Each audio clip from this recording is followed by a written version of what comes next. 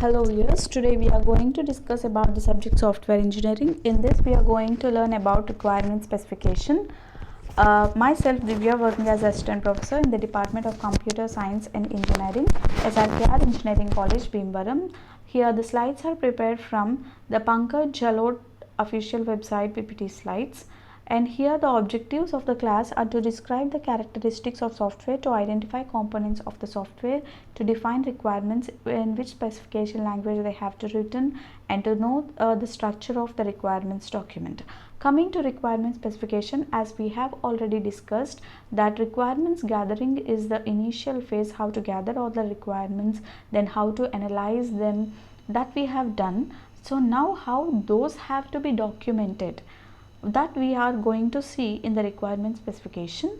The final output of the requirement specification is the software requirement specification. Here the characteristics of the SRS are the SRS should be complete, unambiguous, consistent, verifiable,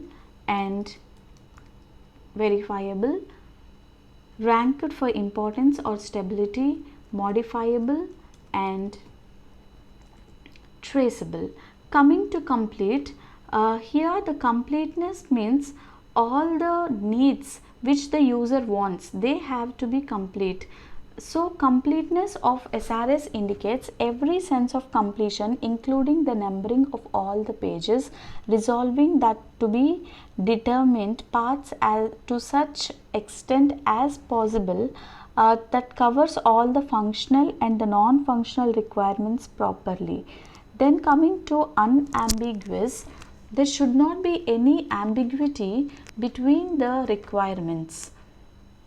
SRH should be unambiguous such that if all the requirements stated have only one interpretation. Some of the ways to prevent unambiguousness include the use of modeling techniques like using AR diagrams, proper reviews, and some buddy checks can be used to remove the unambiguousness.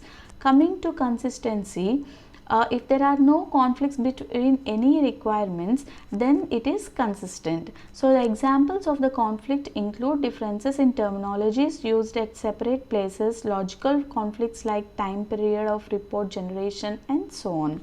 Coming to verifiable, all the requirements should exist. They should be verifiable if there exists a specific technique to quantifiably measure the extent to which every requirement is met by the system. For example, a requirement stating that the system must be user-friendly is not verifiable, and listing such requirements should be avoided. So coming to traceability, one should be able to trace a requirement to design component and then to code, to a code segment in a program. Similarly, one should be able to trace a requirement to corresponding test cases. If you are writing a requirement, that particular thing should be there in the coding part, and similarly it should have some test cases generated throughout with that requirement. And there should be given importance for some importance for the requirements. So the details should be explained explicitly, whereas for the feasibility study fewer details can be used. Hence the level of abstraction should be there according to the purpose of the SRS. So all these characteristics have to be met by the software requirement specification. Coming to the components of software requirement specification, the software requirement specification must address the functional requirements, the performance requirements, then they should address the design constraints and the external interfaces.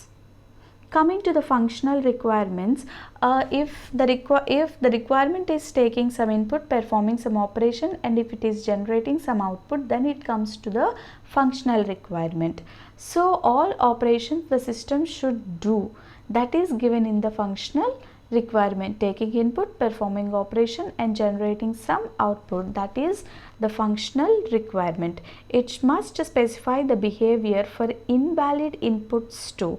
For example, you are going to the ATM, you are inserting your card. If you are typing your password wrong, it should prompt a message that the password is wrong. Means even if you are giving some invalid input, it should give some, it would perform some operation. That should also be there in the functional requirements. Coming to the personal performance requirements, they include the static requirements and the dynamic requirements. The static requirements are the capacity requirements which do not impose constraints on the execution, but they will rely on the characteristics of a system, like how many number of terminals should be supported, how many users can be simultaneously use the particular software, the number of files that the system has to process, and what are the sizes of the software. Those are called as the static requirements or the capacity requirements. Coming to dynamic requirements, the response time and the throughput are the dynamic requirements. For example, if you are watching a movie online which was released in OTT platform in this pandemic situations, when all of us want to see at a time, then you have to see about the response time, and there should be a throughput. If it is the static requirements, the OTT platform management team have to check how many users had to be supported. So that comes under the static one. So how many number of users is that one, and how much response time, if you are clicking that, how much time it is taking to open it, that is the dynamic requirement. It will change time to time depending upon the load on the system. Response time is the time expected for completion of the operation under some specified conditions.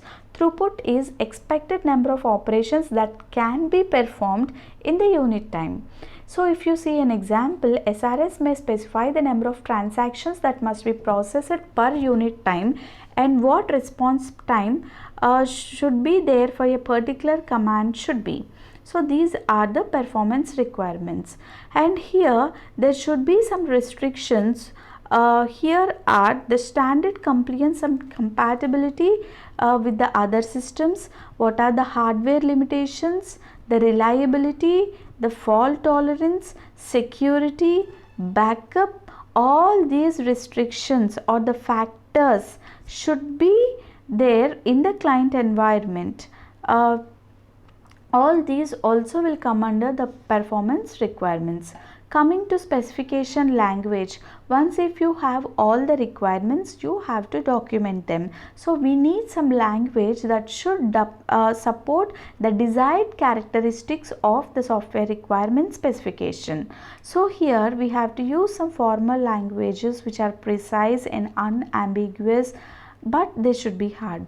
So natural languages mostly use it with some structures for the document. So here the formal languages will be used for special features or highly critical systems. Coming to the external interface. External interface is the user interface. You are using many different kinds of software. Right now you are using your mobile phones or your laptops in which you are using a software. How you are interacting with the system is called as the external interface. So all the interactions of the software with the people, hardware and software should be mentioned in the external interface. The user interface, how effectively you are going to use the particular interface. For example, if you take a Gmail and a Yahoo Mail, you will think that the Gmail will be somewhat, the interface is somewhat user friendly. So that is the external interface, the friendliness. These should also be verifiable in the requirements. Coming to how to write an SRS, that is the structure of an SRS. The structure of an SRS should consist of the introduction. Introduction should consist of what is the purpose of writing the system SRS and what is the basic objective, what is the scope, and the overview of the entire system should be there in the introduction. So when you are doing the projects in the fourth year, then you will come to know about this thing. And the overall description will consist of the user characteristics, the assumptions, the constraints, the product functions, and the product perspectives. Coming to specific requirements, the specific requirements will come with the performance requirements, functional requirements, the user interfaces, and the design constraints, and the acceptable criteria desirable to specify what should be done. So this standard of SRS was done by IEEE. So the things that you should not forget are the key properties of SRS are correctness, completeness, consistency, unambiguity, traceable, verifiable, testable, and the specification must contain the functional requirements, performance requirements, interfaces, design constraints, and the language, the formal languages used is very important. Thank you.